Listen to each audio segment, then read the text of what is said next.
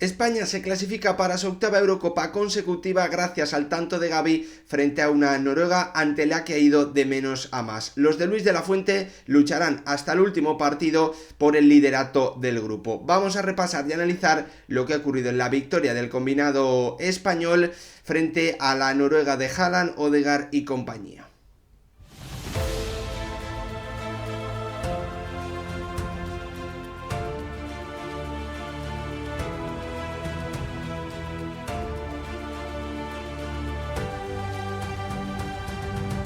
¿Qué tal, futbolero, futboleras? ¿Cómo estáis? La selección española se ha clasificado matemáticamente para la Eurocopa que se va a celebrar en Alemania en el próximo verano. El parón de octubre era clave, los duelos ante Escocia y ante Noruega eran decisivos para saber si los de Luis de la Fuente tenían que esperar hasta la próxima ventana, hasta el próximo parón para resolver, bueno, pues esta clasificación, pero lo cierto es que la victoria por 2-0 ante Escocia comenzó o dio ya muchas opciones a España y hoy las ha completado, ha terminado por sentenciar la clasificación al vencer por 0-1 a una Noruega que solo ha tenido en Haaland, bueno, pues su única vía de crear peligro frente a una selección española que liderada desde la defensa por Aymeric Laporte y por un Rodrigo Hernández que en el centro del campo ha estado muy bien, ha sido capaz de frenar al ariete escandinavo y terminar dejando su portería a cero, de nuevo consiguiendo de forma matemática su clasificación al próximo gran torneo continental al que para mí llega ya sin duda como una de las candidatas al título. Sus resultados en los últimos torneos europeos así lo demuestran, tanto en la Nations League en las últimas dos ediciones como también en la última Eurocopa, en la que, si recordáis, cayó en semifinales haciendo un partido muy bueno frente a la que finalmente fue la campeona ante la Italia de Mancini y compañía. Vamos a repasar cómo queda la clasificación del grupo, cómo quedan los próximos partidos de España que le permitirán o no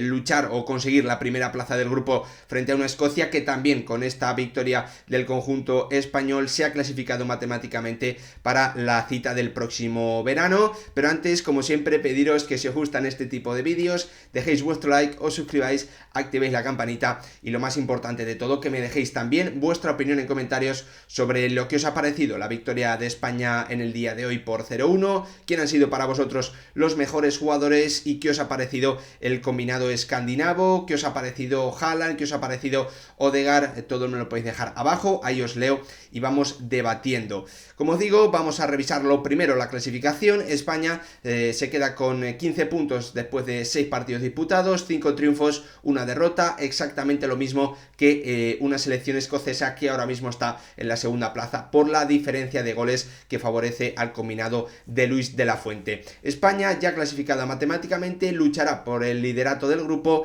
en sus partidos frente a Chipre y frente a Georgia, mientras que Escocia lo hará frente a Georgia también, la Georgia de Kvaratskhelia, y tendrá que enfrentarse,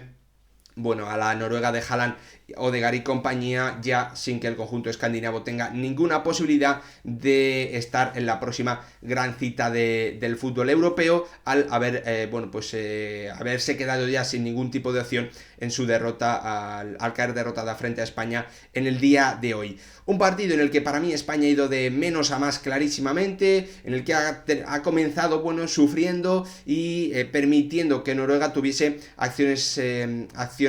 a balón parado, que pudiese correr con un Haaland que ha dominado claramente la primera mitad, imponiéndose a un Robin Lenormand que se ha tenido que marchar en el descanso con una tarjeta amarilla. Pero en el segundo tiempo para mí España ha crecido muchísimo, ha tenido menos posesión, dicen las estadísticas, pero pues el control sobre el ataque escandinavo para mí ha sido prácticamente total. No hemos visto a Haaland dentro del área aparecer, un Martin Ødegaard muy desconectado, que no ha pisado zona de tres cuartos, que no ha podido aparecer al borde del área. Así que para mí una segunda parte de España mucho mejor que la primera, en la que Gavi, pues ha sido el protagonista con ese tanto decisivo que le da o que le ha permitido al conjunto de Luis de la Fuente sumar de nuevo 3 puntos importantísimos, 3 puntos que dejan ya sentenciada la clasificación para ese torneo que va a organizar la selección alemana. Un partido en el que lo primero, como siempre, es repasar las alineaciones. Una selección española que ha utilizado a 8 de los 11 futbolistas que ya fueron titulares frente a Escocia. Las novedades: Fran García, Fabián Ruiz en el centro del campo y arriba Ansu Fati, acompañando a Álvaro Morata y Ferran Torres. El actual jugador del Brighton volvía a ser titular con España 3 años después. Mientras que en Noruega la selección escandinava atacaba en un 4-2-3-1 con Martin Odegaard haciendo de media punta y Haaland en la punta del ataque. Se defendía el conjunto de Solbakken con un 4-4-2, dejando pues a una de sus principales armas en ataque, a Musa, al extremo del Brujas, en el banquillo para pues meter más trabajo defensivo con Aurnes, con el futbolista del Benfica, en banda izquierda. Atrás, lo más destacado, Ostigar, por si alguien no lo conoce, juega en el Napoli, y el lateral derecho Ryerson juega en el Borussia Dortmund. Ya sabéis, el guardameta es el portero titular actualmente del Sevilla, Nilan. Un partido en el que, como se preveía, España ha tenido el balón, una selección noruega que prefiere los ataques directos, que prefiere ser muy vertical, una selección española que en ese inicio de partido, pues ha tenido la posesión con Laporte y Rodrigo Hernández principalmente haciendo de organizadores, haciendo de directores del juego desde atrás, con una selección española que, como es habitual, pues ha vuelto a repartir los espacios por delante, con los extremos metiéndose por dentro, con los laterales esperando algún pase filtrado para poder subir. Una selección española que para mí en esos primeros 15 minutos, ha permitido demasiadas veces correr a una selección de Noruega que atraía a España a través con la presión alta. Una selección noruega que ante la presión alta de España lo que quería era traerla cerca de la portería de Linan y después buscar el balón directo sobre un Haaland que, se ha impuesto clarísimamente en esos primeros 45 minutos en los balones largos, tanto a Robin Lenormand principalmente, como también a Aymeric Laporte. Unos primeros 15 minutos en los que es cierto que a España, le ha costado generar peligro, le ha costado generar acciones importantes, pero en la que, finalmente se ha podido adelantar el marcador con una acción polémica, ¿no? Podríamos decir, en la que finalmente Álvaro Morata veía como le anulaban un gol por intervenir en una acción que iba a terminar en el gol en propia puerta de uno de los centrales noruegos. Hay que explicar, muy fácilmente, que esta acción es la que cambió, este tipo de acciones son las que cambió lo que ocurrió en la penúltima final de la Nations League entre Eric García y Kylian Mbappé, ¿no? Que terminó en gol del conjunto francés. En ese momento, se decidió que un despeje forzado del defensor